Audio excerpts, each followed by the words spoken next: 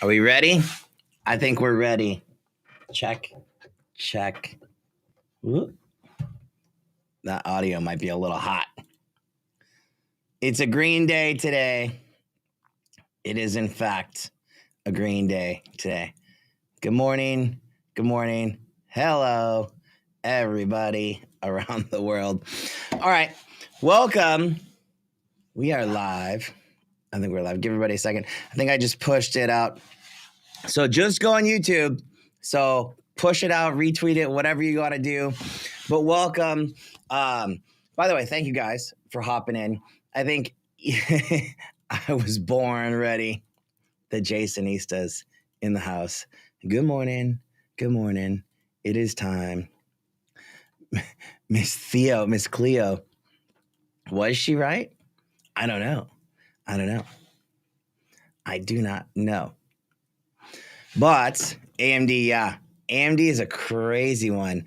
Evan's in the airport. I texted him if he wanted to come in, and he actually said he might hop in. But if you, AMD was like just absolutely insane. I haven't seen it. It's holding. It's holding 200. It is holding. It is absolutely holding 200. Yeah, there's some earnings coming in. I see your comments. Hoodie with a little bit of a pullback. Some people had, it was not hoodie brokerages. I say hoodie, not just Robinhood. It was like all brokerages, not all. I don't have a problem with Schwab or Toss. But I wouldn't say it's a Robinhood specific issue this morning. So if you had I just think Robinhood's just getting that big that everybody's realizing, because now they're on Robinhood and they're like, oh, my brokerage isn't working, blah, blah, blah, blah, blah. I would not really put a lot of thought into it.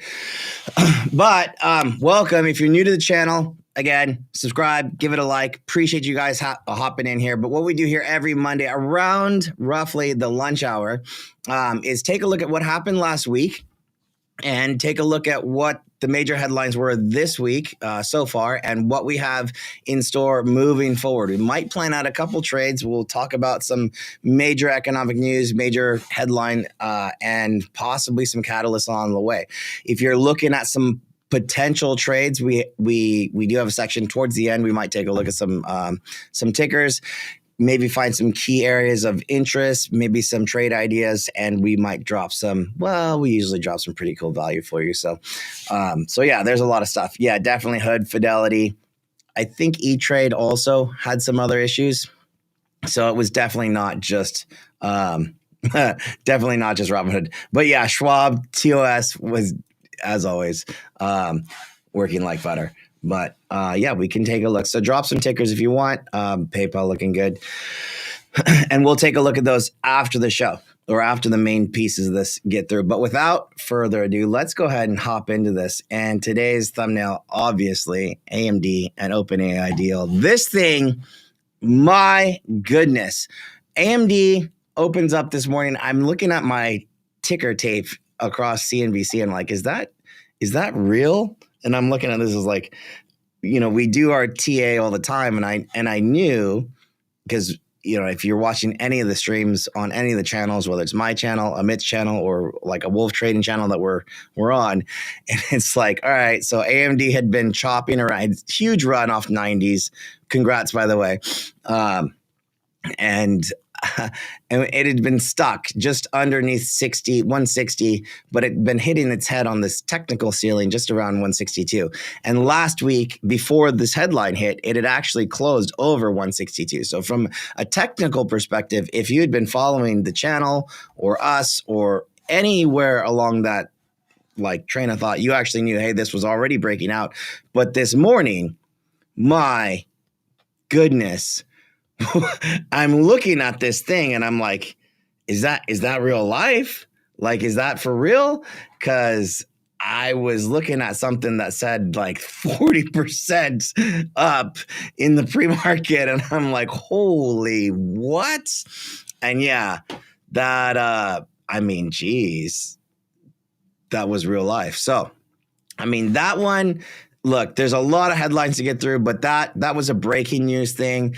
OpenAI is like a multi-gigawatt GPU deal with AMD.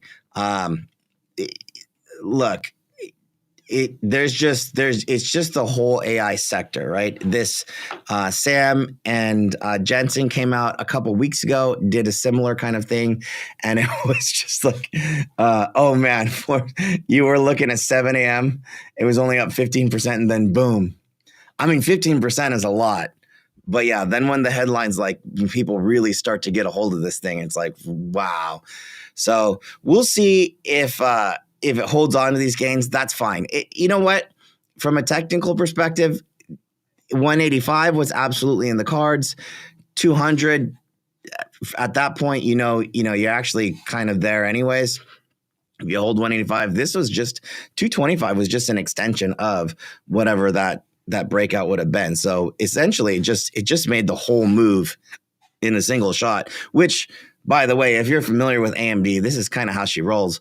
So par for the course, this is AMD's personality as a stock. She doesn't do anything until all of a sudden it decides to wake up and like, well, bam, momentum, the Momo. It's a momentum type stock. This is how AMD has always been. And if it goes on a run, it decides to go on a run. But if it fizzles out, then it also fizzles out pretty steadily, and that's just kind of the personality of AMD. And it went sideways for like a good over 30 days, I feel like. So it was due for a move one way or the other. It just happened to be to the upside. So congrats again for any long-term shareholders that were in the low 80s. That's an epic pickup, not even that long ago. So, or even just recently. I know some of our crew, if Carl's in the house, even some of our crew that just went in recently or added recently, it was just like huge. Andy, welcome. Appreciate you, man. Make sure you subscribe every Monday, like mostly clockwork at the lunch hour, but it's a good time to take a break from the markets. Monday mayhem, we call, markets are usually settling down right about now, but let's take a look at what we have in store. So overall, listen, government shutdown, canceled or delayed economic reports. That's what we have going on. And I mean, stocks defying shutdown fears. That's what it is, right? Last week, we talked about getting possibly like ADP, which is a similar kind of data point. It's the public markets, non-farm payrolls. It's not been nearly as relied upon, but in the absence of non-farm payrolls, that's what the market's going to rely on.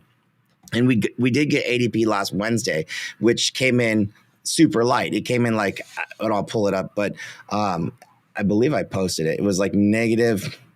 Let me pull up my X feed. It was like negative something. Let me see what it was. Sorry.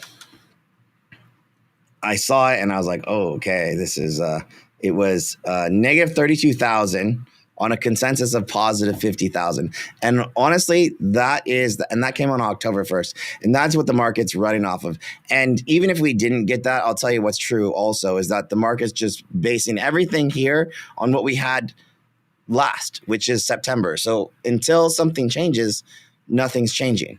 So that's what's going to be true.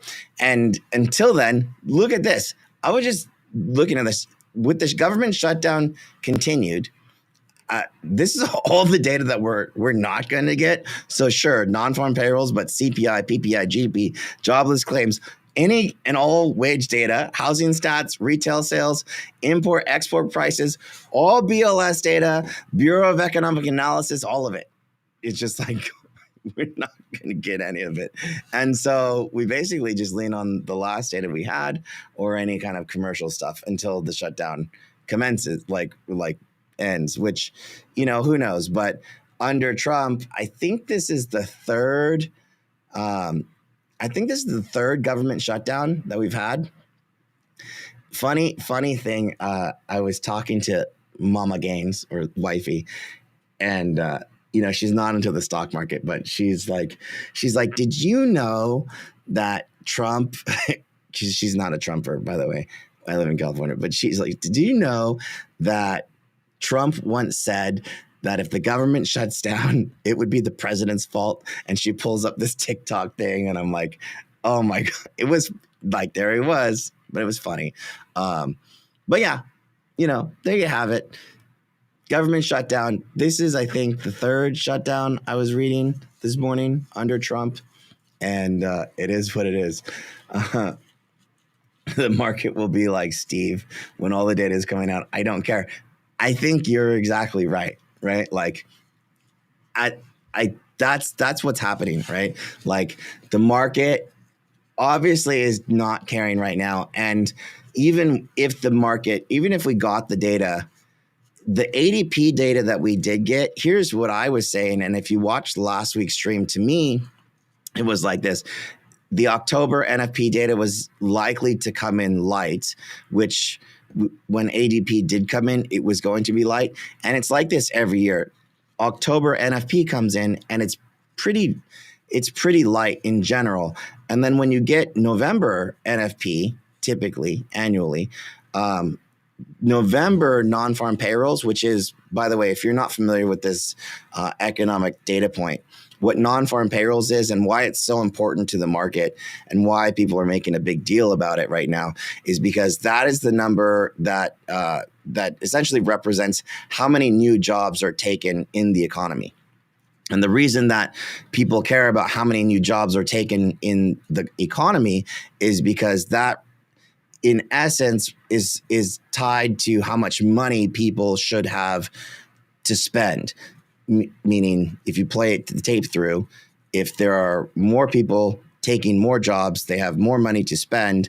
And if people have more money to spend, then companies make more money because people are spending more money, and GDP overall goes up, and the companies that we trade stocks of every day should therefore go up because everybody makes more money. And that is the logic behind why non-farm payrolls is the most forward-looking economic stat that we get every month, and why non-farm payrolls kind of is the most important piece of the market every month, and why it becomes really the trend every month, and why it's such a big deal that we don't have it. So without it, we lean on ADP, but again, I digress. And with this October number coming in, fine, cool, it's light, but November should capture what we will call seasonal jobs, right? So like seasonal employment coming in, people bulking up staff for the holiday seasons. And usually October marks kind of like the low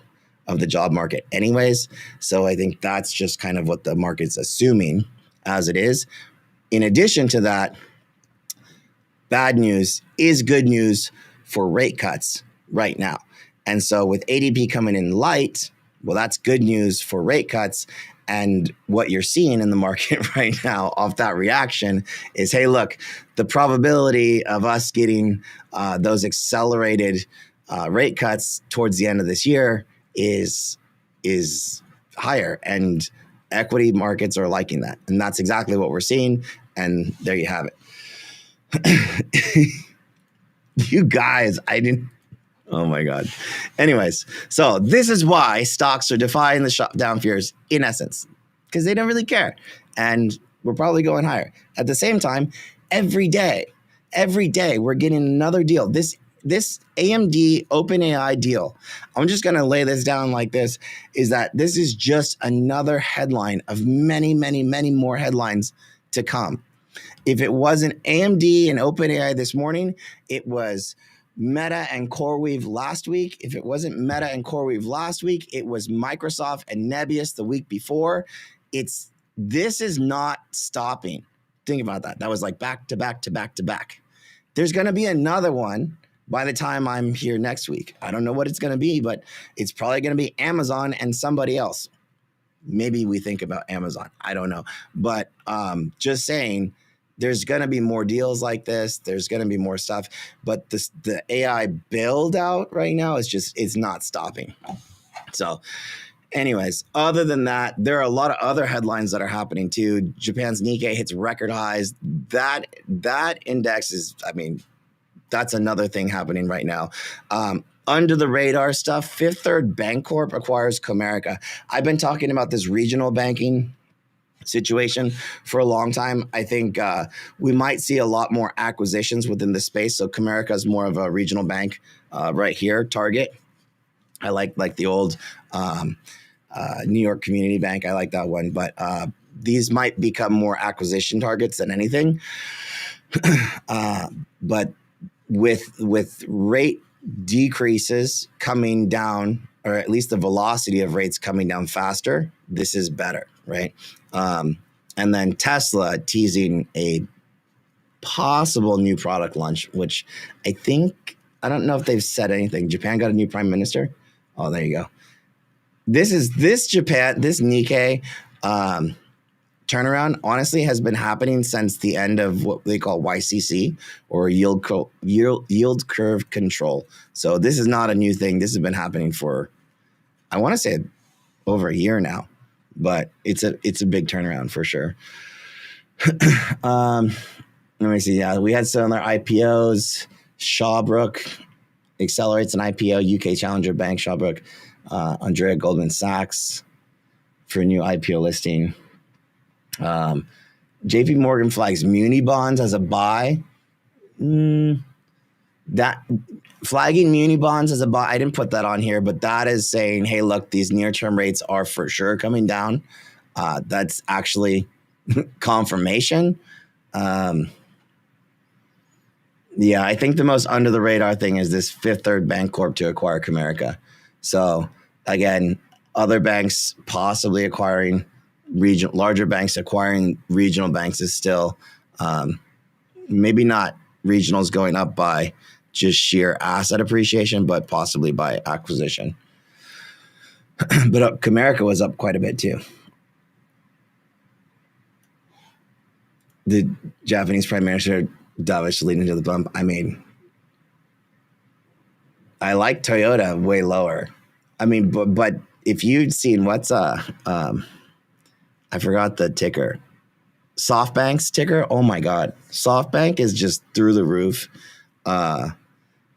There's a lot of other. I forgot the other. There's a couple like key Japanese equities that are just completely destroying it right now. Like really good. Yeah, last I looked, Tesla was up by 4% on this teased headline too. This is, I think it was the Roadster. Possibly, but we'll see.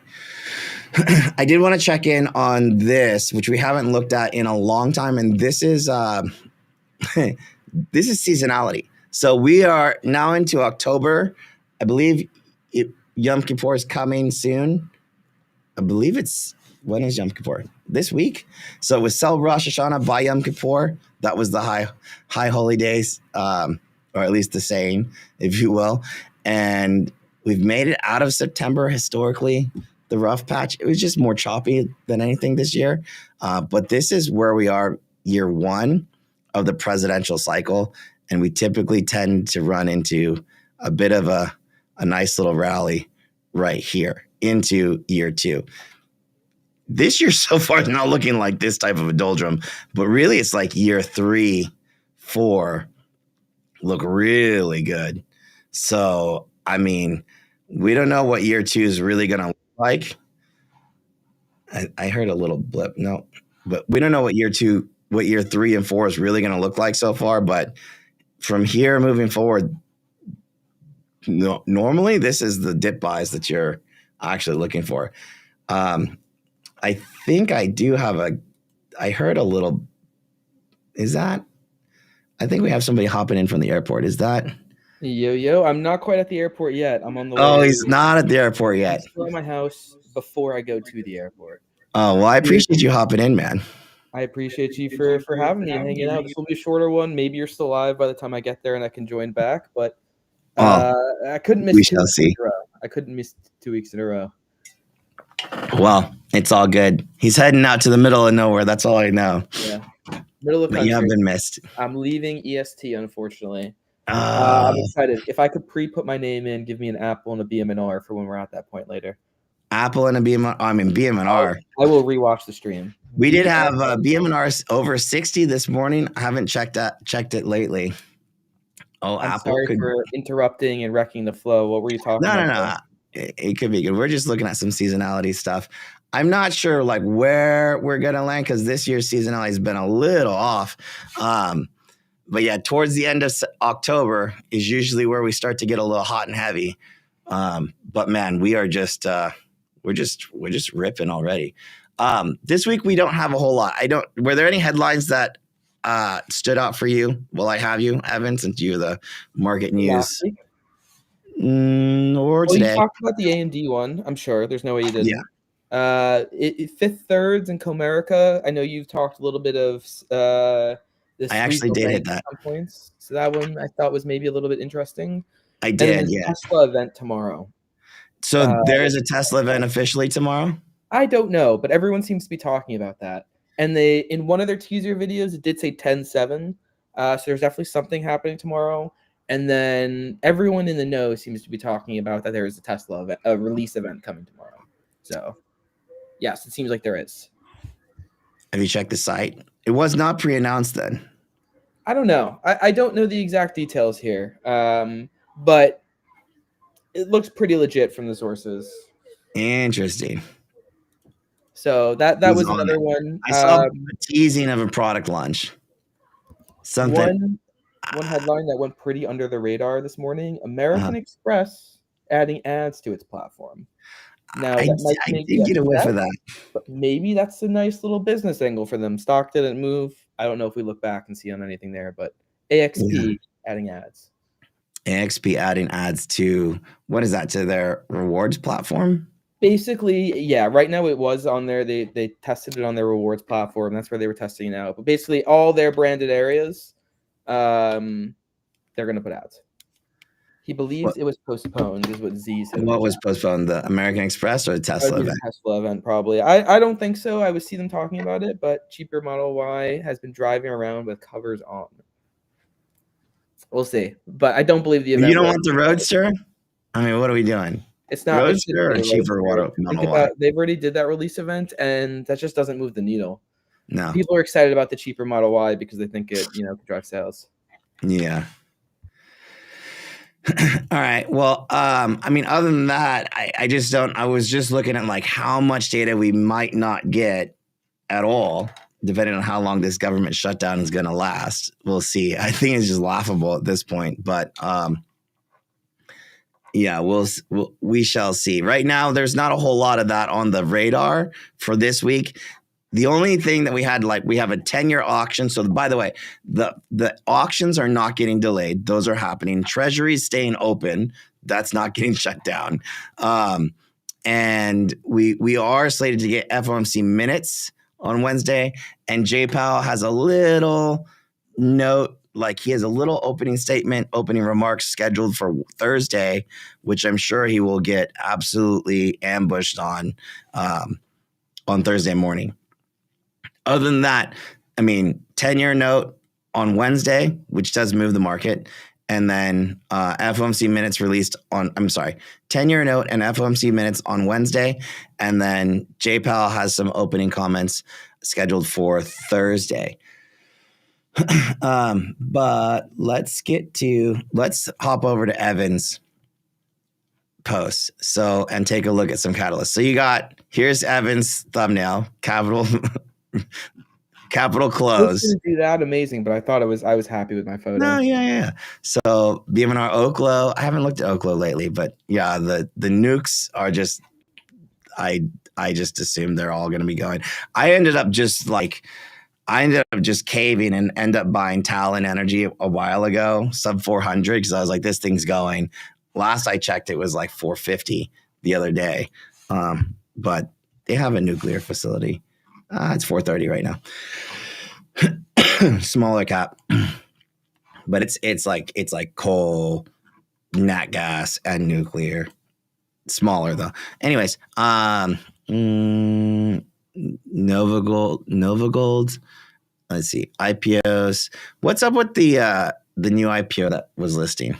Did you catch anything on that? I I think I've been a little bit out of the radar. I don't know specifically which one you're talking about. All right. Gaming Industry Expo in Vegas, MGM, Caesars, Boyd, and Flutter. It'd be really cool if Robinhood showed up at this Gaming Industry Expo. That would be wild. It probably will, or the prediction markets might be there. Or maybe well, no, it's happening today. So we would know, I guess. Tomorrow, okay, so tomorrow, Amazon Prime Day sales event. Yeah. I didn't realize that. It is like their October Prime Day sales thingy. I don't know. They do a bunch of these, but this is a Prime Day event. So if you want to buy anything on Amazon, allegedly, maybe it's cheaper tomorrow. We'll take a look. It's the beginning. It's the beginning of the holiday shopping season. 2-day Amazon Prime Day deals. All right. And Walmart, Target, Best Buy, and Nordstrom's and Kohl's. There you have it. Semicon West, Intel, TSM, AMAT, ASML, Atlassian on Tuesday, and then Wednesday. Yeah, we're in the nothingness for earnings so far. Delta, Levi's, Pepsi, Tilray Thursday. Not really gonna. Get hot. I mean, more people are talking about them. Honestly, in my real life, outside of this stuff, too many conversations around those companies. Around Delta? No, around like the weed stocks. Like all the people a lot of these people in the stock world love it. I mean, they've always, when it actually happens, dude, it's just gonna be crazy because they've hung around for so long, dude, so long. Okay, I'll put this on everybody else's radar. Elastic, if they're having an analyst day, this is an insanely high beta stock. I don't know where they're gonna play in AI, but just in data in general, this is it's like Docker. Like this is a data play for sure. American Blockchain Event, Paramount Skydance, David Ellison, EA. Still not a fan of EA? Probably not. A lot of casino stuff happening right now. EA, like I just been playing the game. I don't know. I see what they're on it, but they're gonna take it private. So who even cares? Yeah, CRISPR Therapeutics. I mean, it's at 70 right now. That might be a solid news event. And that's Friday. Okay, calendar. Yeah, we did. What I didn't say is how many Fed speeches we have. So 1, 2, 3, 4, 5 Fed speeches today. Don't worry, the Fed is not closed. Yeah, 1, 2, 3, 4 speeches on Wednesday. Or was that tomorrow? 1, 2, 3, 4, 5. 5 speeches tomorrow.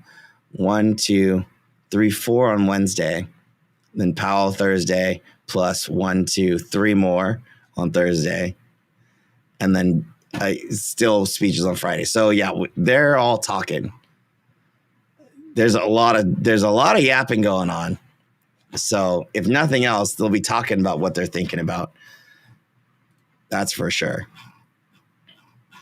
And I think that's then the earnings hub. Yeah, so earnings hub very, very minimal. So Constellation tonight. Scroll down a little on the next post.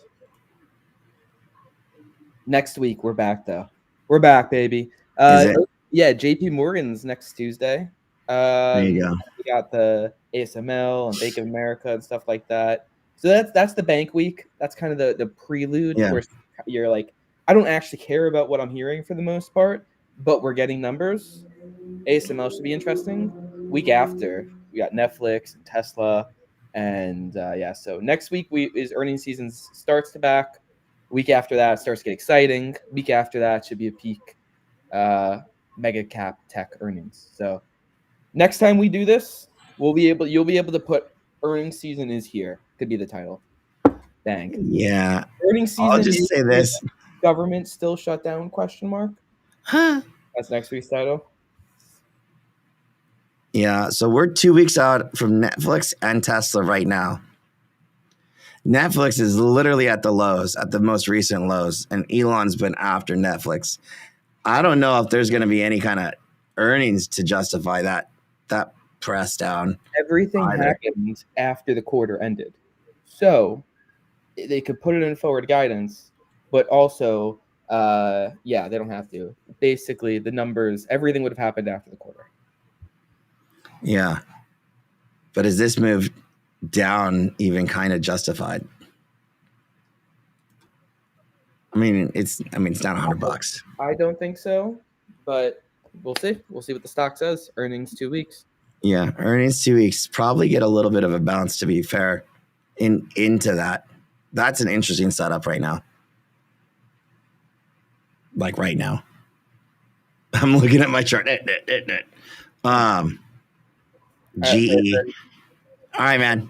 I appreciate you hopping in. I will check your stuff out. What's good about this view, Evan, is like for a trader, is that usually it's 2 to 3 weeks out that the pre-earnings run-ups start moving. So if we are here, then for anybody watching, what I'd say is to go not this week, not that week, but these 2 lower weeks now, you could start to look for the pre-earnings moves happening for anybody that reports October 21st and beyond.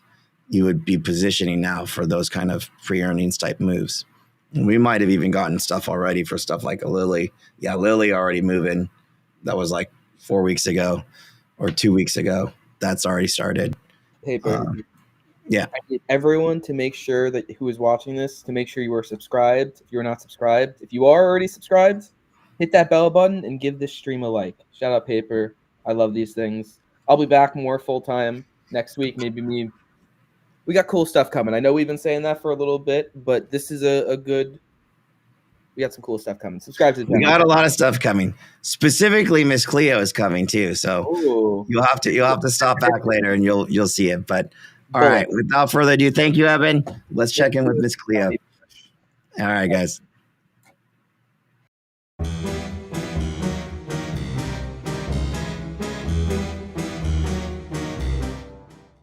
Okay. So if you're not familiar with Miss Cleo, what we get every week, she sends our friend, Miss Cleo, does this little thing. It's the T in TA, which stands in reality for tarot. And we get a little tarot reading every week. And sometimes she's right, sometimes she's wrong. But, it's for fun. We get a reading like this. And on the top, we get what she calls a theme card. And the theme card this week actually looks kind of cool. And then every day of the week, we get a little card for the day. So this week's theme card seems to be, this is a nice theme card. She does a reading for crypto, by the way. And the crypto reading was not good. But this is the stock reading. And this one looks good. And it looks like the world. So this looks hopeful. I'm seeing a lot of gold. So maybe gold goes on a bit of a ripper. Yes, Miss Cleo. Less Miss Cleo. So Monday, King of Cups. Tuesday, the Sun. I don't know what this is. King of Cups. That's a king. Tuesday, the Sun. Wednesday is a 5 of Cups. Thursday is a Star. Not really sure what I don't think I've seen any of this star. Usually the sun is like, I remember this. The sun is like we're flying too close to the sun. And I think we get burned a little bit. And this looks like that charity event. One of those charity events where we're giving something away. And maybe, we had a lot and then we have a little. That's actually what I see here. Because we're left at with a 1. So I'm not so sure how good this actually is. Well, we went to the sun. We might have actually gotten burned here. We had to give things away. Oh no. 1, 2, 3, 4, 5, 6 of cups. And then we had to cool off after getting burned. But a lot of gold. All right, so let's see what she had to say. So the world is a theme card. The world's keywords are completion and fulfillment of a cycle. Crypto drew this card last Friday, and it set up for a nice Friday run that bled into the weekend. Seeing it as a theme card means that we could see a week setting up a top or a consolidation for a breakout, one of the two. Possibly. It has a tendency to mean revert in this position, so bulls should be careful. Let's see what bulls should be careful. Let's see what the daily cards say. All right. Monday, the King of Cups. This guy shows up when things get rocky and the market shows a bit of panic. His message is to stay calm and let things work themselves out. I don't see anything down, to be fair, today, but stay calm and let things work themselves out. All right. Look for a choppy day. Most rallies being sold. Well, AMD got sold off a bit. All right. Tuesday is the sun. This card loves to show up and kill rallies or save dips. All right. Yeah. So that was the one I remember. We flew too close to the sun and got burned. Mean reversion is the typical play. Trend is likely. So this is like a turnaround Tuesday, she said. So if we get a clear direction, then I would chase it. All right, Miss Cleo, I hear you. Did I get Tuesday twice? Oh, I got Tuesday twice. Sorry. So Wednesday, the Six of Cups. This card says that we're reminiscing. Oh, we are. We're reminiscing on a time when things were better. This does not sound good. Does not sound good. In many cases, that means yesterday. Why? Because it's mean reversion time again. Well. Cups bring flowing price action that can often invoke strong feelings of fear or greed. This means that day trading calls or puts will be tricky. Slow and steady wins the race here. All right, I'm with that. Let's see. So Thursday is the star. It looks like we're taking a pause to catch our breath and do some healing. Yeah, that's what that sounded like. Go for a dip. If Wednesday is red, then there's likely a wow. So it looked good on the surface, but as I'm reading these cards, man, it just does not sound that great. It looked good, but it's not sounding that great. And there's likely a red trend day in play here. Otherwise, the best case for the bulls is to close up 0.5%. I feel like she's just calling for turnaround Tuesday, and then that's it. To go home, to just go home. Friday is the Page of Pentacles. Pages often bring new journeys, and this one is no different. It especially loves to retrace when following major arcana, and it's doing as it's doing here. So if the middle of the week was bad, then I think she's saying this is going to be good. However, this has no real historical bias other than a desire to set up a trend day. Friday trend day. Therefore, I would look for a clear direction and trade momentum for most of the day. Okay, got it. Knocked over my water bottle. If we don't pull back midweek, then we probably pull back Friday. And she's saying if we do pull back midweek, then Friday goes back to the upskis. I think that's what she's saying. I think so. Recap. There's more mean reversion here than there is for crypto, but that doesn't mean we can't have a trend day or two. Stay vigilant. That's all she says. I don't really know here. I mean, this one, I know this used to be like flew too close to the sun. This doesn't look fun because it looks like I'm giving some stuff away here, which I guess is okay. And then, yeah, go get some healing. And then over here, I really don't know what to think about this, but it looks like a lot of gold. So I'm just going to go with that. A lot of gold. And yeah, there's not a lot of data coming in. We might not get any data. So what I'll do is I'm gonna hit the index level first. And you know, the last NFP level we had was, can you guys see this okay? You should be able to see this okay. Yeah, this looks fine. Actually, but it does kind of sound like flat is the game. And patience for sure is key, which, you know, is not bad. Ooh, I like this one. mrvl looks good, Troy. I will not lie. Dude, you guys are actually on this. The whole setup. I didn't even think about that, but that whole setup kind of sounds like a cup and handle setup. That's funny. If we dip and then rip, yeah. All right. Look for the dippy dip. I had a target here at 670. So what I will say is, as long as we're holding generally 670, but here was that lower end of the channel or support trend. Upside trend. This was the lower band, not band, like the lower support of the channel that SPY has actually been holding or trying to sit on. It's not the channel. Like the channel itself that SPY has been moving on is higher. This is just like the new bottom end. And every time it's kind of like wicked into this, it's held. There's a red bar that you can't see. And that's like right here. And I'll make this a little bit brighter for you. That should be good. So 667 on my screen. That is a quarterly candle, which comes down from here. So quarterly, that's a 6 month or a 3 month range. So that's from July to really like September end. So this box becomes a 3 month. If I were to make a 3 month candle, this is what that 3 month candle would look like, which also means that here is the 1 month candle because this is September's low right here.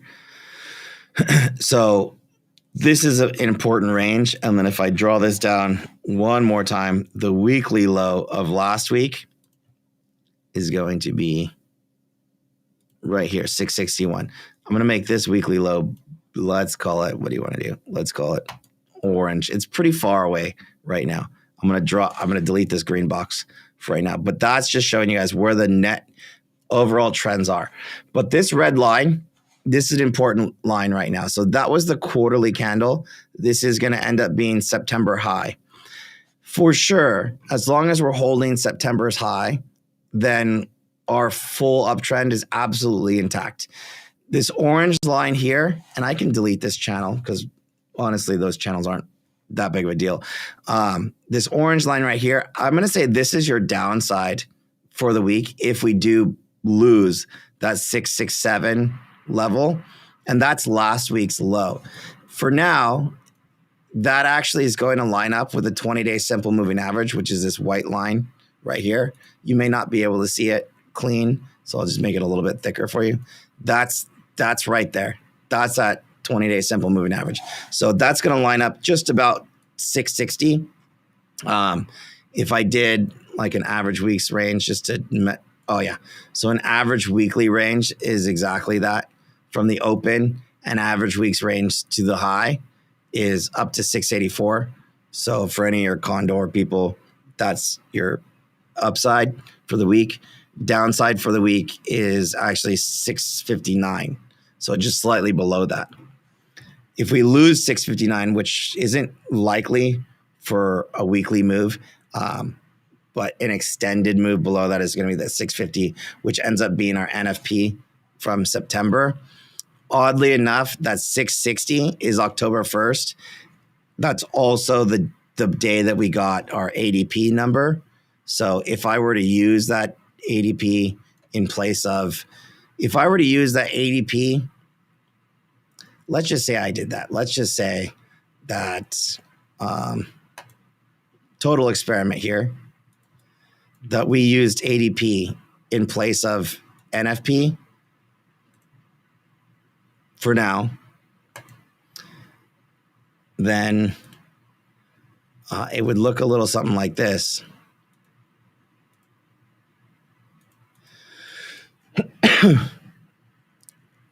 And my gut is that that's actually what the market's doing. And so we would have actually had a trigger long this morning. Wow. Literally today, because you would be looking for a full open and close day, open and close, right here. So this is your day. Open and close above. So if this is that day box, you have an open, but you don't really have a close.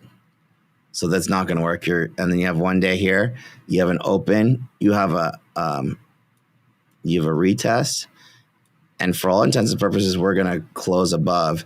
So you have a 1 day, 2 days, which means that tomorrow, I don't know, whatever Miss Cleo says, I don't really. If the market's actually legitimately doing this, then that would be that. So let me just go ahead and measure this as if. Since we're at the highs, it's going to be a little bit harder for most to get a trajectory here. So first of all, since I'm just running with this, halfway using ADP instead of NFP is going to be between 665 and 664. I honestly think that we actually can run with this because that's all that the market has.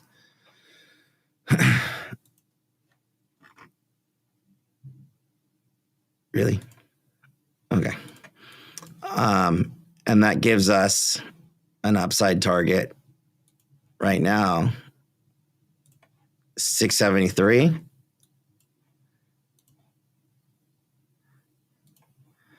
And roughly 686 for the month of November, with 2 medium targets in between.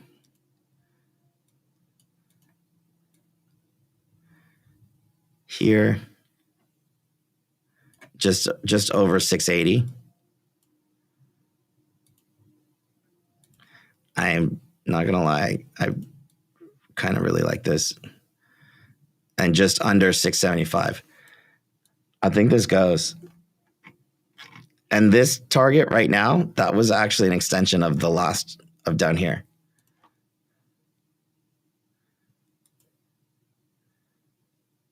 This was an extension target right here. So this is all lining up like perfectly. I think we're a go. I think we're a go, and I think we're a go as long as we're over 669.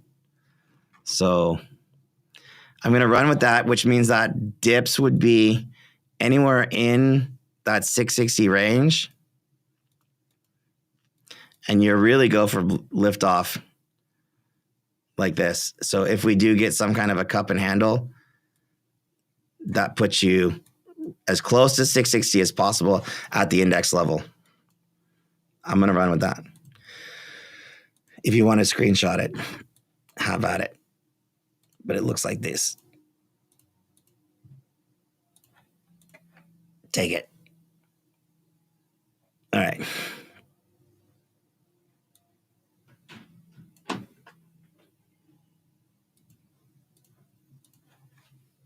Cool. That's SPY. Qs, I think, are going to be very similar.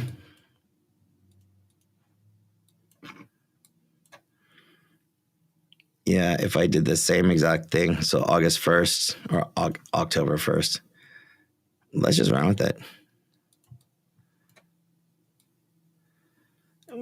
We would get it today.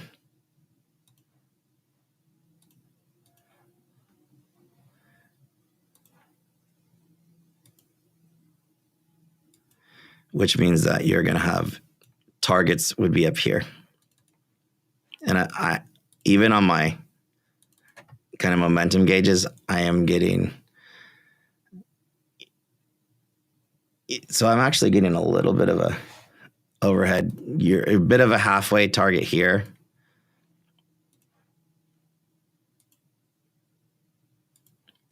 Let me just go back in.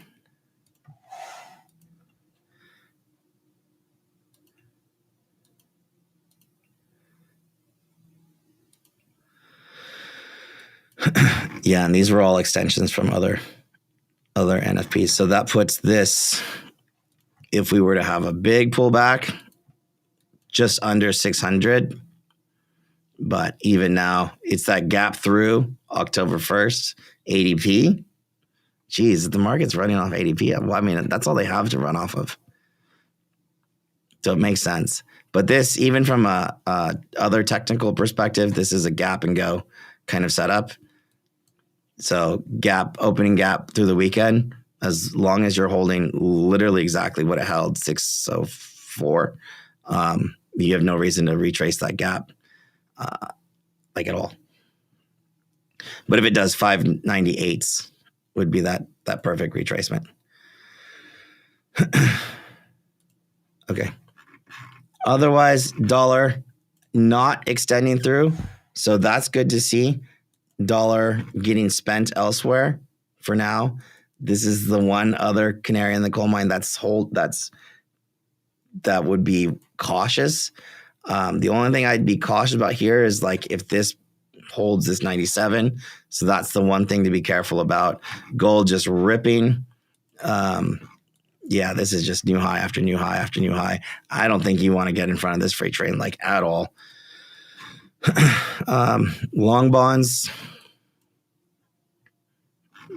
not coming down. So again, short-term duration doing better. That's good. This is good for that kind of regional setup. I think we'd possibly want to look at home builders and stuff. But I think we can go from there. So I'll go ahead and take a look at some of your requests right now. But I know Evan had a couple. We can take a look. So Apple's been pretty static. I would usually use a 30-minute chart, and I'll run through these fairly quickly. 1 second. Let me take a drink. Oh, it's too hot. Oop. That was supposed to cool down already. Apple, super interesting.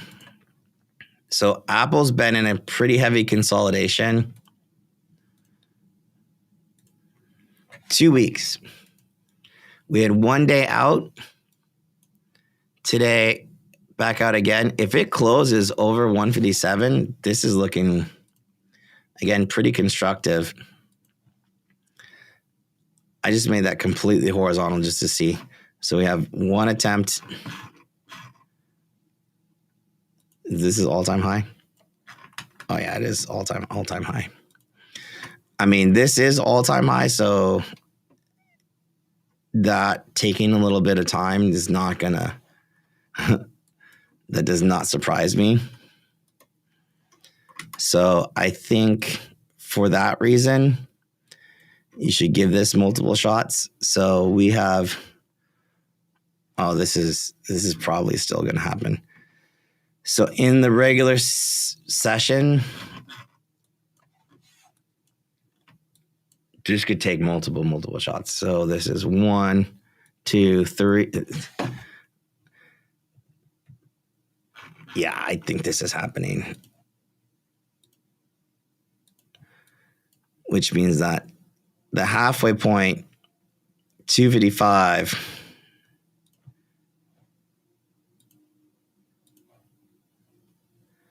and this general channel.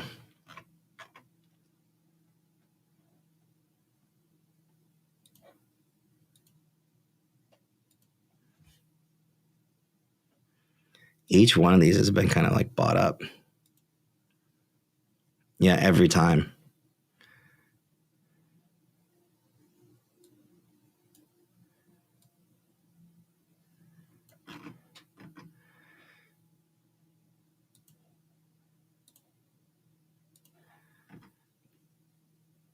Between 256 and just right in here, I'd actually, boom.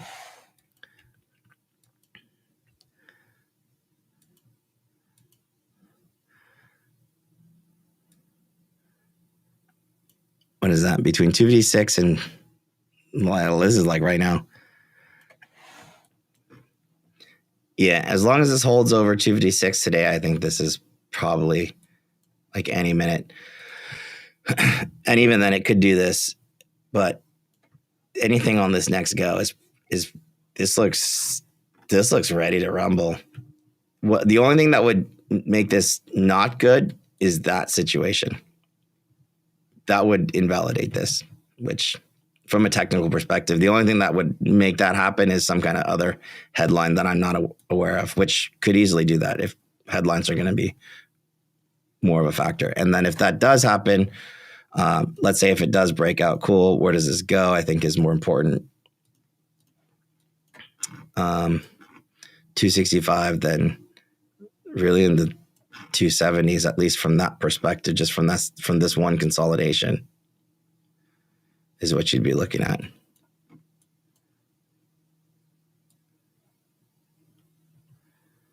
It's depending on how big this gets. 272s. 265 first, for sure. All right, and then the other one he had was bmnr, which we've been watching for like ever. So bmnr, I'm going to start out a little bit further out. And you have kind of like this, bmnr has been good for a while. And this one, you have like this base here, this bottom, and then what we're coming out of here. I think the other thing to be aware of is that you are just at the tippy top of this consolidation, which usually if this happens, it's not the first one that's for a normal stock. It's not usually the one that you want to chase. bmnr's momentum, when it goes, sometimes it gets a little wild. So it's a TBD for now. We just filled what I'd call like a hard session gap, where overnight there was like an absolute straight no volume gap down here. And so you could see a squeeze. Now, the squeeze that happens here now, we don't know what that volatility could be. A normal stock, I would say, hey, look, this could be something that you don't chase and rather maybe short, especially if it stops around 65, quite frankly, for a short time, because usually these things tend to do this before they do that. And I would actually say in this case, that's still probably likely, but this overnight pullback in a case of something like a bmnr, this might not even happen during market hours. This might be a overnight pullback and it opens here in the morning and closes here in the afternoon. So I'm not interested in this thing. Who knows? I'm just long and strong. And I think that if you've been following, then you should have gotten both this entry as well as that entry, and just sitting pretty right now, because these are the two entries that we have outlined technically on this stock multiple times. And if you do get another pullback, what I will say moving forward is that this 61 and possibly a retest later at 65 may end up in the future being net new entries if it goes higher and then retests again, anything here. So, yeah, that's what I would watch for. I would just let this go and see how she fares for now.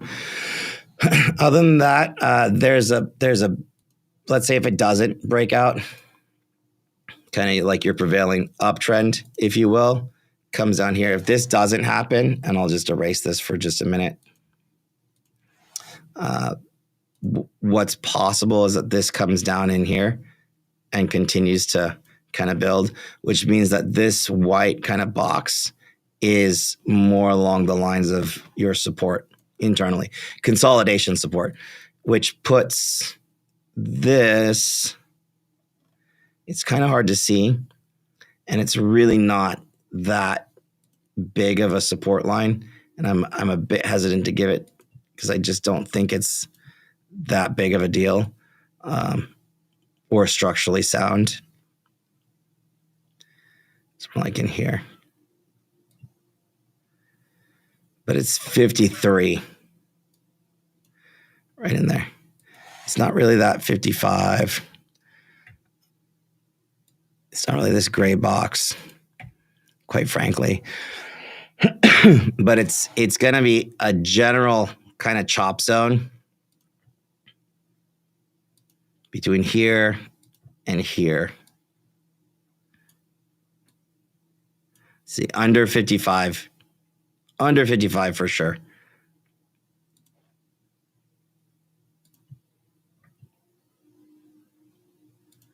Like in this general vicinity. Under 55, just around 52. That's what that consolidation would actually end up looking like if this serves as near-term kind of support. So if you're still looking to acquire and this doesn't break out, literally right here are those kind of entry points. All right.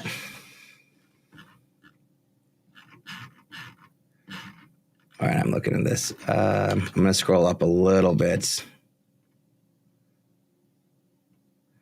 Troy had this like out of the gate. So mrvl is, I have a chart in here. So in our group, I think Troy's in the group. I have $100 calls for mrvl. Troy also has Celsius up here.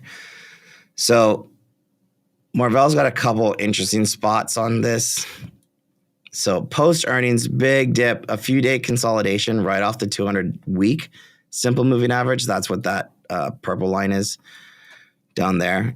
You have a bit of a cross, but this is the trade war zone as well, which is, I mean, just crazy to me to think that, hey, look, we're still like we were just in that not that long ago.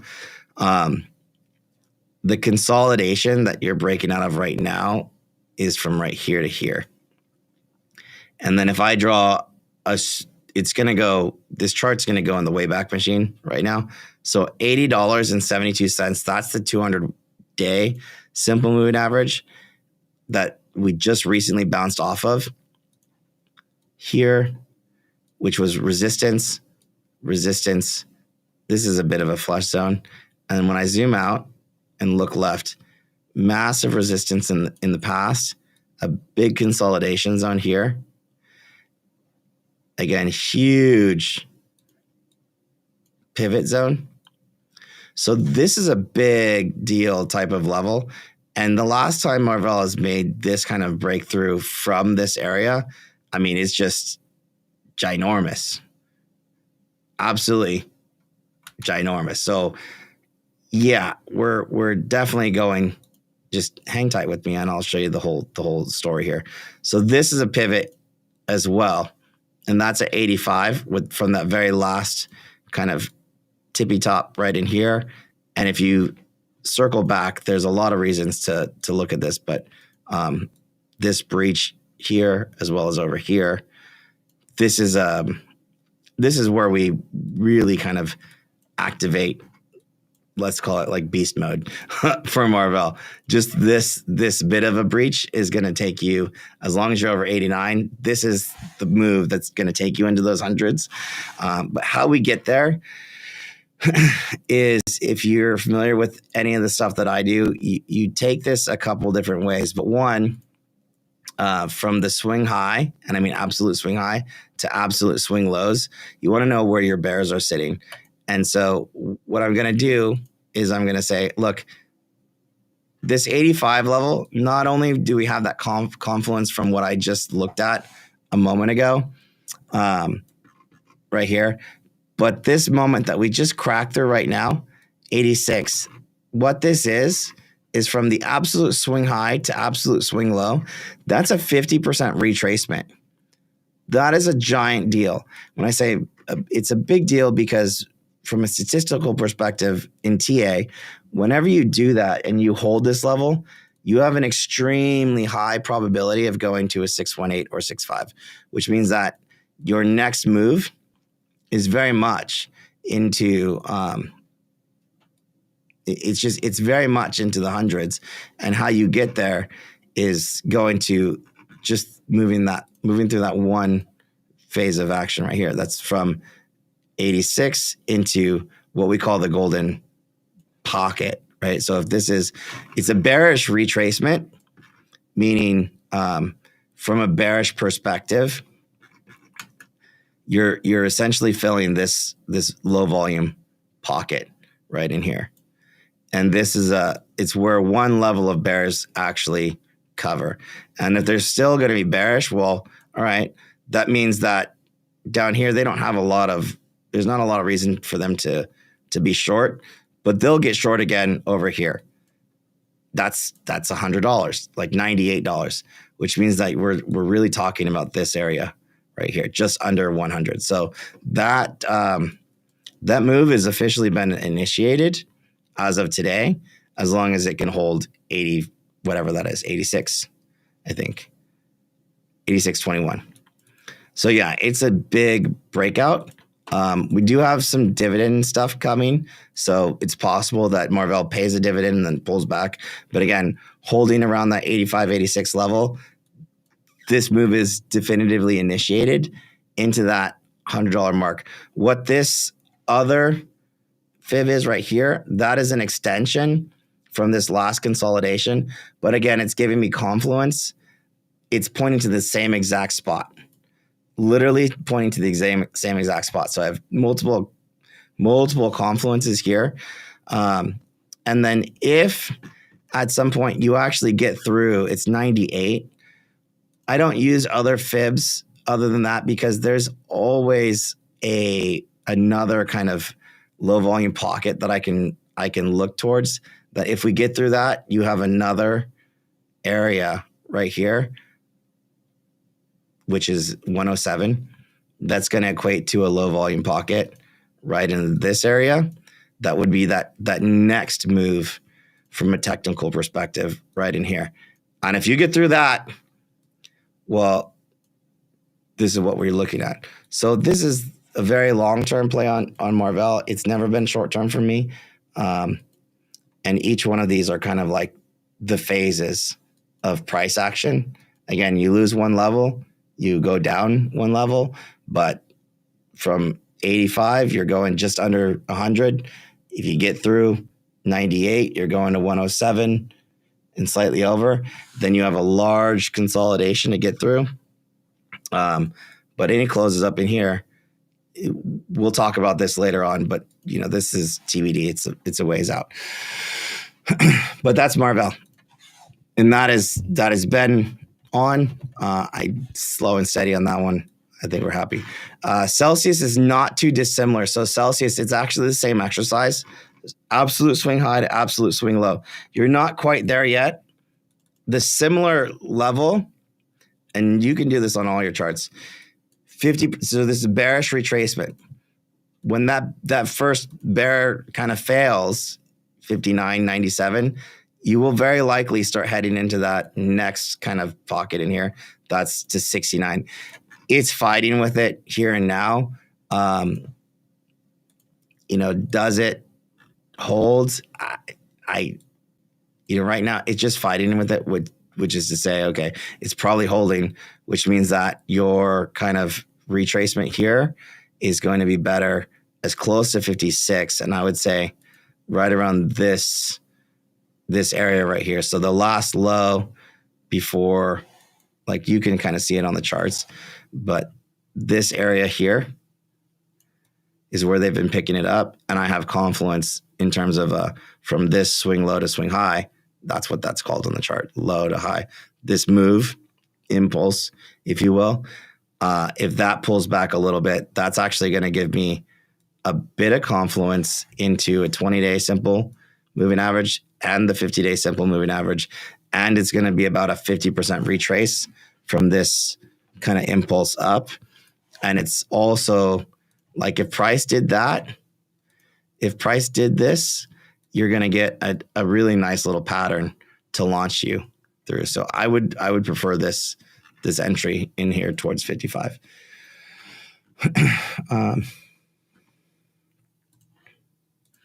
Tsla.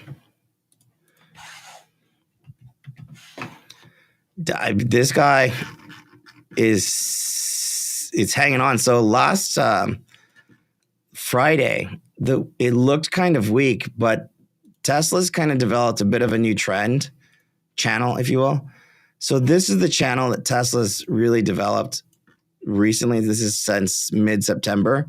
After this massive move, it started to, like, very much like a SoFi, start to develop, like, here's my series of higher highs and series of higher lows. And this just very bottom out wick ends up being at the very, very, very bottom of said channel. And where it closed was on the absolute lows of that channel. So actually, while it looked scary on Friday, that was probably your best entry point to get long Tesla in a while. I've been long Tesla for a while. I was actually toying with taking some Tesla off the table because I'm up so much on my positions that I'm like, I kind of need to start spreading this money out. I'm probably going to do so anyways, but I could still look at it and be like, look, from a risk reward perspective, it's on the edge of the fence.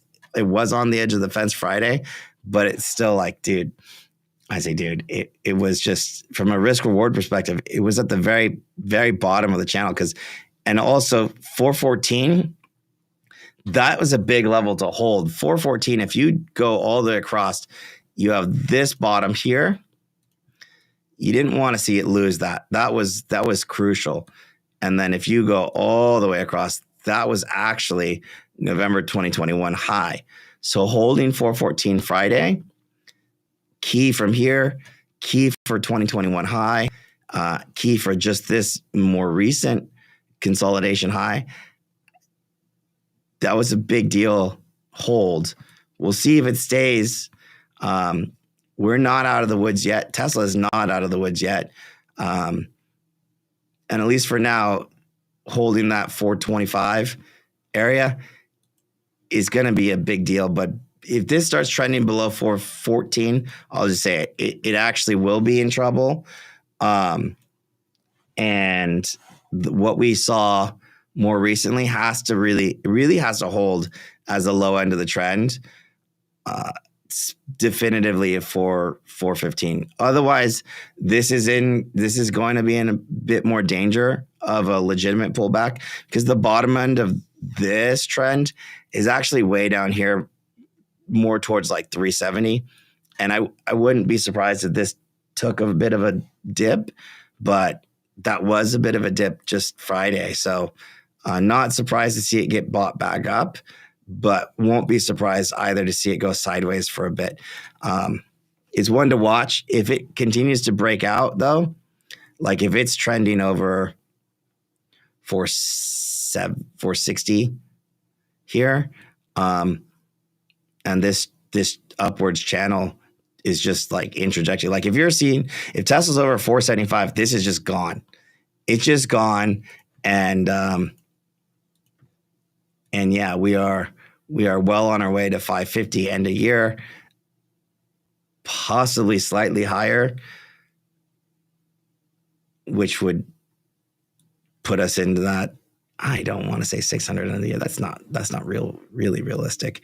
575 maybe, but definitely higher for next year. So we'll see how this goes, but it's saved by the bell Friday and opening stronger today. This needs to hold. I'd like to see it hold 425 this week at minimum. But it's a good one. Hoodie, similar. I don't think you sleep on this. I mean, it's a huge move. I mean, sure, 150 is a big psychological level. It's made a big move. I think you might see some small profit takers heading into the report, but they're going to get bought right back up the closer that we get to the report also.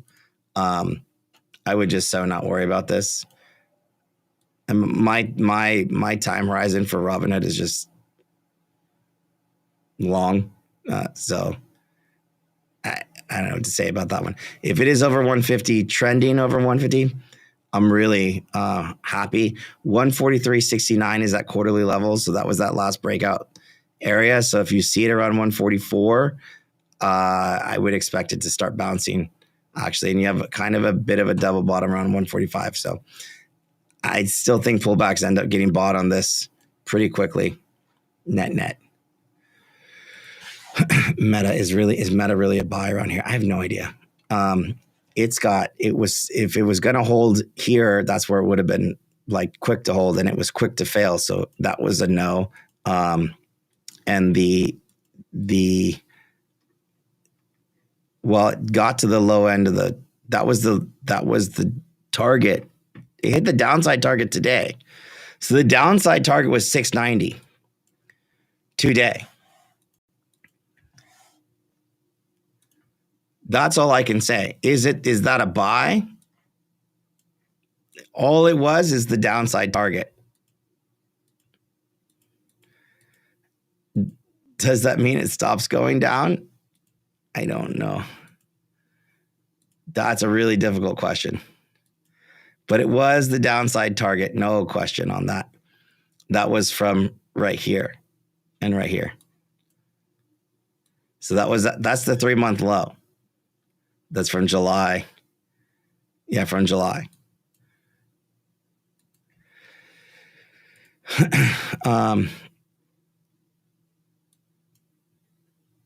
It's already bounced right into that key level too. It's already bounced into last week's low, but now it's at, this is probably going to be fairly straightforward. So it's right here, 710.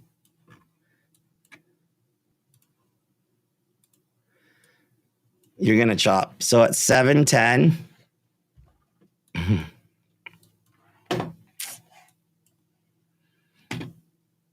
and again at 722.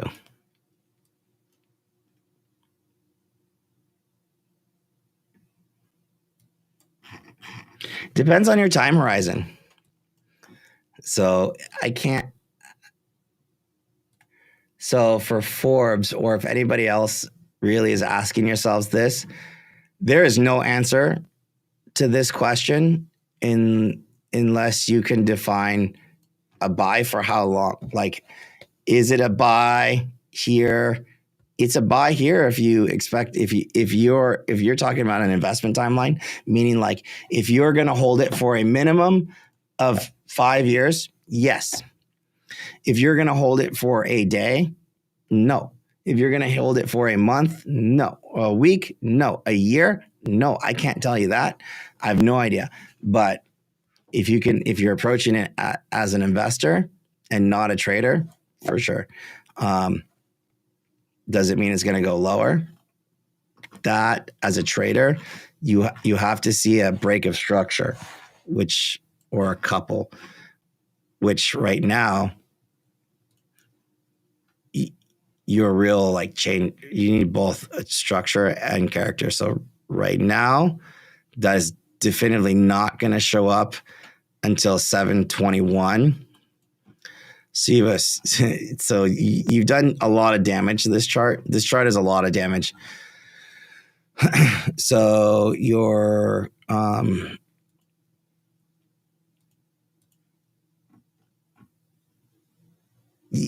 you need this to go up. Before I could say it's in the clear, you need this to go all the way up to 731 before I could even think about saying that this is in the clear, and hold over 730. Yeah. Other than that, you can't say that the bottom's in. Or you can't. Other than that, the trend is not out of the weeds. Other than that, you're trying to just guess. You're literally guessing.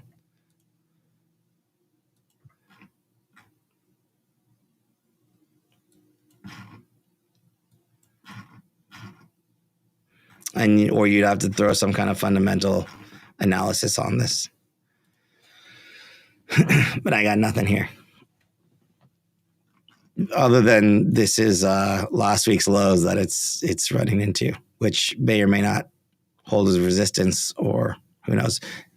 Aside from the fact that you hit your full downside target, which you did in fact hit your full downside target at 691 to the penny.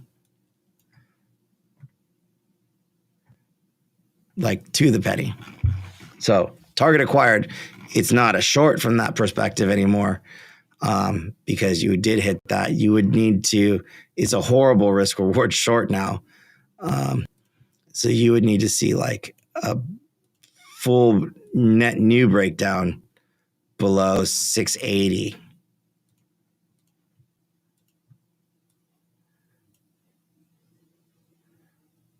Yeah.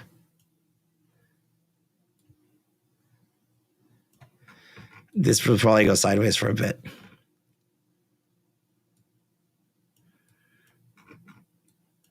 But yeah, anything can happen here.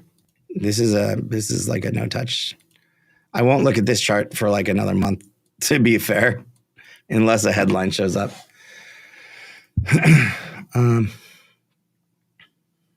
Amazon.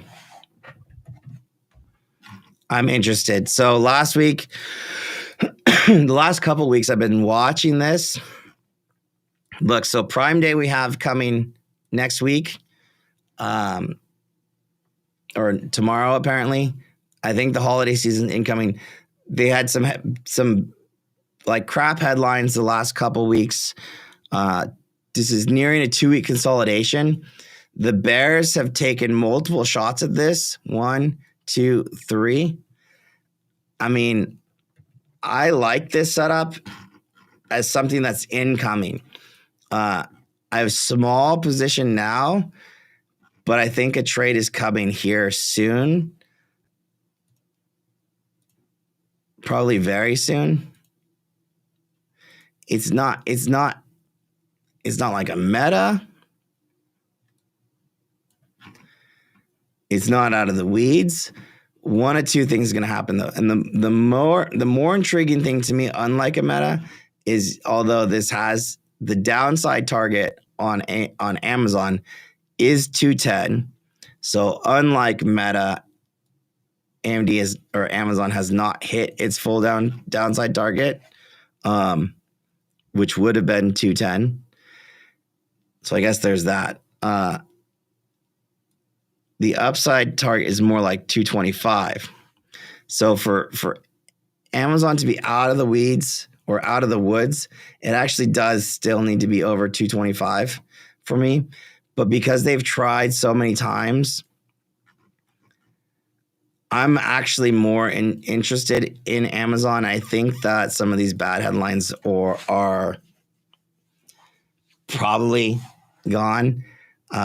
And I don't think that, I think that they have two things. One, the holiday season coming. Two, AI and their earnings incoming. Look, everyone is going to have earnings season coming around the corner.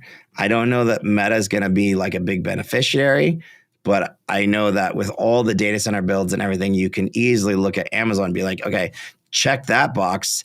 That's going to be a beneficiary. There's no question there to me about this one. Meta would still have questions. So I think that holds, at least from that logic perspective, using that logic, like why this would hold a better base. Yeah, if this goes below that last earnings move, this looks like a buy to me here and now. And even if it gets hit on any other headlines, I think that's still a buy. And I think that even this morning it was like instant buy. But I will hold out and say, look, 210 is that lower, that downside target, and maybe your better buys. But right here now, you're right in the middle. So this can go one of two ways. I have a starter position here. It's either going to be like a liquidity kind of flush out here, and then you're finally out, and then I'll add, right? So this is a plus, or you're adding. Those are adds. Here, I'll use the arrow. So add, or add one of these two. So somewhere in these areas, because it could be like this, or this can just start to break out now, one of those two. And this is ready to roll. So it doesn't have to come down, but if it does, great, cool, that's still a buy. Or if it starts to break out, this is still a buy. So net, I'm in here, and I'm either going to have all clear, or I'm going to get a little bit better price. But I think this looks like a better setup into next year. I've liked Amazon for a while. It was just Bezos got in the way and kind of ruined this chart. From here moving forward, though, into the end of the year, this takes it actually over 250, closer to 260. And then you're actually off of that.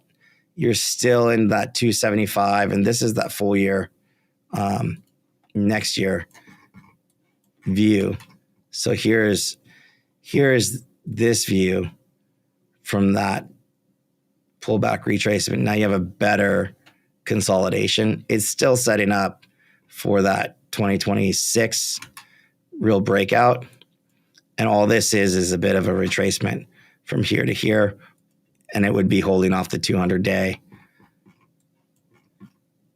And that's what this would end up looking like into the 250s towards next year. But also like Google looking good, 250. Anytime, like, it's always just been this weird thing. Whenever Google's more expensive than Amazon, if you bought Amazon in those scenarios, it's you could back test that. But whenever Google's more expensive than Amazon, buying Amazon ended up being a good play. It's a weird thing. But yeah, I think this looks like a pretty good base. A lot of buying coming off this morning's session on Amazon. I like it. I like it a lot for a lot of different reasons, regardless of holidays. I mean, AI data center builds happening every time, whether or not they get this because they're doing a lot of CapEx, but I think people are going to be buying from them, and they'll have that extra resurgence in revenue expansion.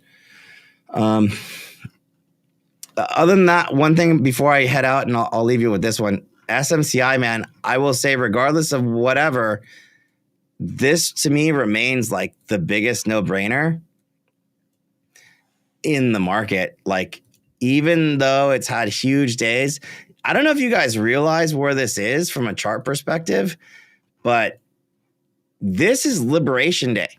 $49 is a Liberation Day levels. So yeah, scar tissue, whatever. That's a Liberation Day levels. I get it, $55, sure, whatever. Even that last move last week, and even this move this morning into 55. This is still like just barely off of Liberation Day levels. We're talking about AMD, OpenAI type of move.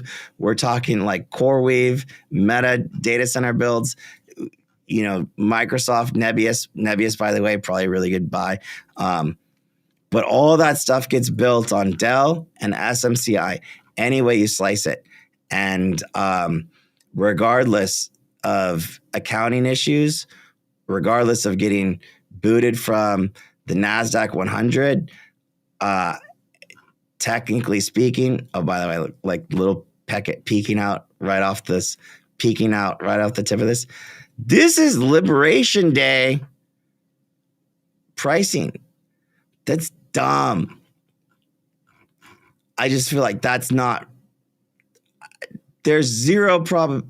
To me, there's no way that this company does not report their biggest freaking quarter ever. And there's no way that people don't be like, okay, fine, I'll get back in.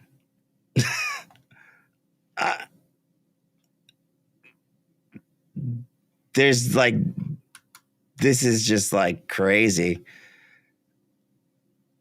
There's zero chance to me that doesn't happen.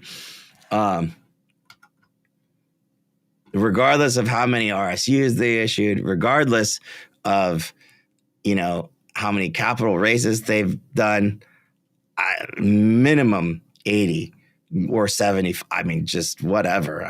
Whatever. Liberation Day type levels here. That's just, I just don't understand. I mean, I understand it. Trust me, I understand it because I've been burned myself plenty of times here, but I just can't think of a scenario where this doesn't report their best quarter ever.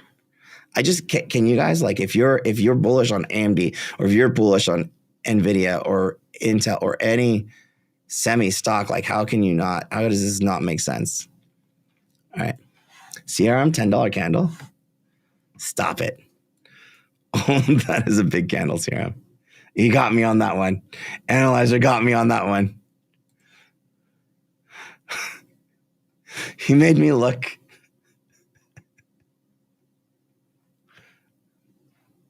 Yeah. Dreamforce is the best force. Let's go, Shirley.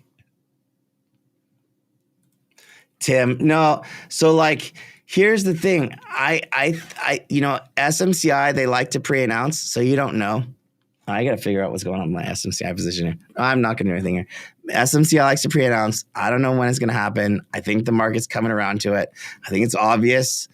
It's a no-brainer. And, it is what it is. But, and it's starting to peak right out of this next level of consolidation. It's going to be an undeniable chart once they see it. If you're already up in an obscene amount from when we started talking about this, I'm not moving. I'm not budging.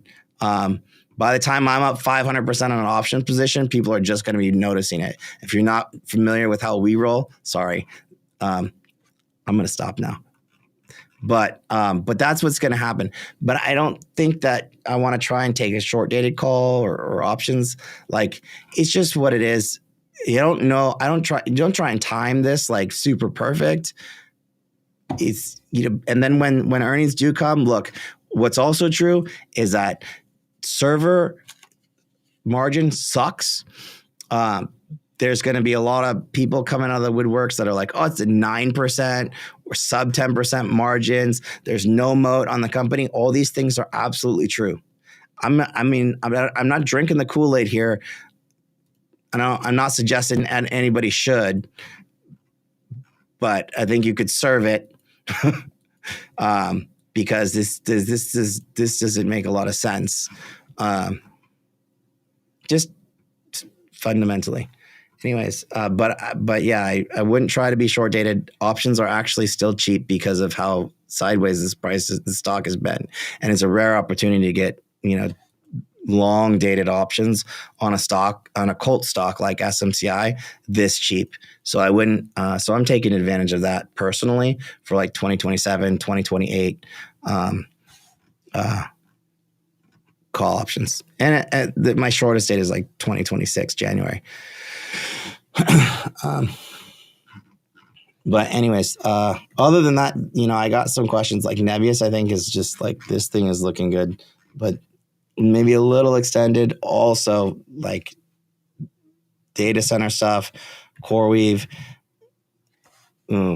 This is getting close. Once this guy starts to go, that's gonna be crazy. But more time sideways, I think, might be needed here. There are a lot of really good ones. Oh,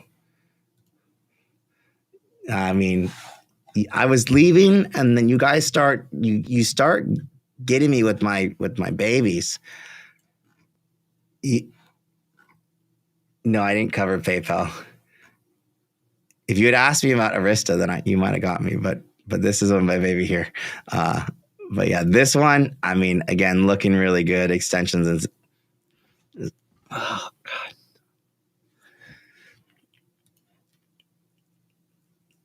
I don't want to read that number out loud.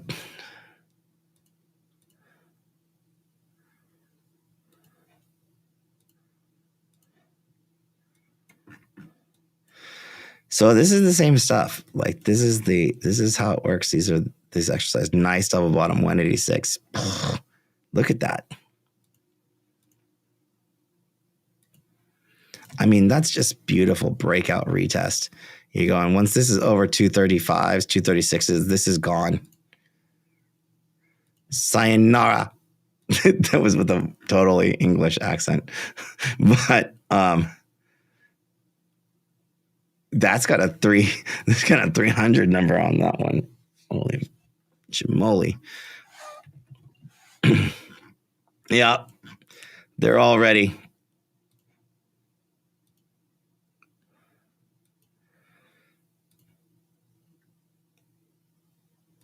These are my babies. Sorry. These are my favorite stocks. 170s. Yeah. It's all looking good, guys. Apple, Microsoft for sure. Stop it. Oscar I like for sure. But I think Oscar is long term. All right. You guys have asked for PayPal. I'll give it to you. This is deep value. Deep value. We're going to go like this. We're going to do the same exercise. Swing high, swing low. Where you want to be a good bull, you want to know where the bears live, and you want to know where they're going to cover. I actually think you might be really close right about now. So I'm going to do two of these because one is an extension. Not yet. So you're going to get to that 200-day, 73. So you usually play this simple moving average ping pong. That's a blue, white, and red. So when you cross this 200, this white, that's the 20-day simple. And then blue is that 50-day simple. So you're clean over. You're going to 73. I think that's a foregone conclusion. And you're probably going to get to 75s. And you might stall out. And you're probably going to chop around. Boom, boom, boom, boom, boom, boom, boom, boom. In between 75 and 73. Then you're probably going to hit earnings. And then it's going to be a show me story. And I know that the storyline on PayPal is very much fundamentally driven. And this is going to make a lot of sense from a technical perspective, though, to get stuck in between 72 and 75. I don't know where the valuation lands there. I would call Roy. I know everybody thinks it's underrated. It might be justifiably underrated, but here's where the technicals will meet your fundamentals. If it gets over 75 and a half, for sure you go. This is what I'll say is if you get over 75 and a half, 75.5, there is a extremely high likelihood that you get to 80 in very short order. And if you can hold 78, which is going to be that 200 week simple moving average, then and only then do you get to 90. And at 90, you're going to have what's called a fair value here. And we're going to do this twice here. 1, 2, because this is your ultimate swing high, swing low. And we're going to come in at this base. And I'm going to make this a little bit bigger. And I got double confluence here, guys. So exactly the same box that happened. So right here, again, 75. Double confluence. I didn't plan that. That's exactly what just happened. 74.98. Boom. This is massive overhead resistance. Double confluence, meaning once you get here, it's an instant shot into just under 80. And that's exactly that same kind of exercise that I've been doing over and over because it works. This is a bearish retracement. If for whatever reason you're actually holding over 80, all right, well, this is a big show. And that's when I will probably get very interested. And that's when the real show really begins. Between now and then, you're really kind of just like preheating the oven. The turkey really gets stuck in then you're really cooking over 80. Everything between now and then, It's all prep work for the big show. You're preparing for the big show. This is all like posturing, getting ready, but nothing really happens until you're well over 80. Hopefully that helps. And then it's game on over 90. And you don't touch this bad boy, because if it's over 90, your next stop's in the 120s. If that's the case, which is why, like, for me, I'm not in a rush, because that's exactly what the price action is telling me.